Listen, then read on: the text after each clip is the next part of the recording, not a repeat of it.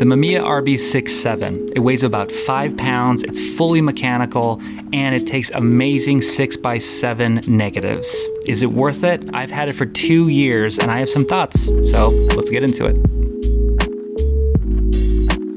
So what is this tank of a camera and why are so many portrait photographers so interested in it? Especially with people who shoot in the studio and still in 2025. It's a 6x7 medium format camera, and that means that the photos are going to come out a lot bigger than if you were to shoot 35mm or even digital. The information on these slides dwarfs even full frame. It shoots incredibly sharp photos, but it is fully mechanical, so you have to focus with your eyeballs and not with your computer. But luckily it has no batteries, so that means that because it's mechanical, you can just get things fixed without having anything short out on it, I guess. One of my favorite features on the camera, especially in the studio, is the rotating back. You don't have to flip the whole camera to go vertical, which is huge for Instagram. You just twist the back of the camera and you're set. Super simple. And this camera also has a leaf shutter, which means that if you sync it with your strobes in the studio, you're gonna be able to sync it to any speed on the camera. If you need to go up to 250, even 1000 shutter speed, you're covered with the leaf shutter. On my Sony a7 III, for example, I can only go up to 1/250th of a second. But I wanna be real with you, this camera will test your patience. I still forget to take the dark slide out of the camera sometimes. The part of the camera that holds the film has a piece of metal that slides in and out of it,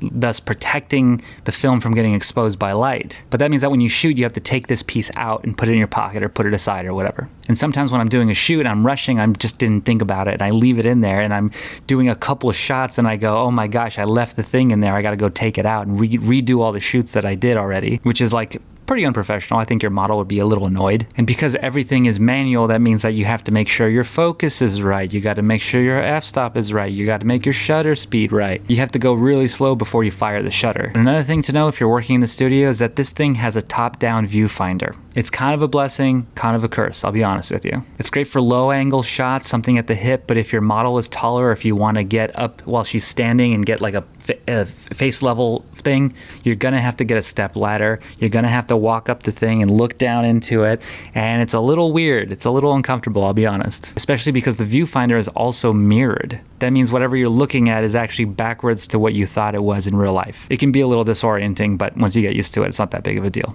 So here's the question. Would I recommend this camera to you if you're watching this video because you're interested in buying one? I think the answer depends on whether your experience with medium film formats. If you've been shooting with medium film formats for a while and you're comfortable with being able to expose, especially if you've used medium format manual type cameras, then you'll love this camera. You're gonna have a great time. It's got its weird quirks, it slows you down, blah, blah, blah, but you're gonna have a great time because you already have an eye for it. You have a brain for it, it's all good. But if you're just starting off in medium format and you're not sure if whether or not you wanna make the investment into this expensive camera, then I would suggest you actually look elsewhere. There's a great camera called the Kiev 60 that I have that's a great SLR style camera. I made a video on it, you guys should go watch that one. It's a camera you can get for about $200 versus this one, which is about $600 to $700, maybe even more if you get like a whole kit or if you get a really nice one. It's definitely cheaper than a Pentax 6.7 or a Hasselblad, but it's the middle ground between the budget option and the expensive option. So start with the budget option.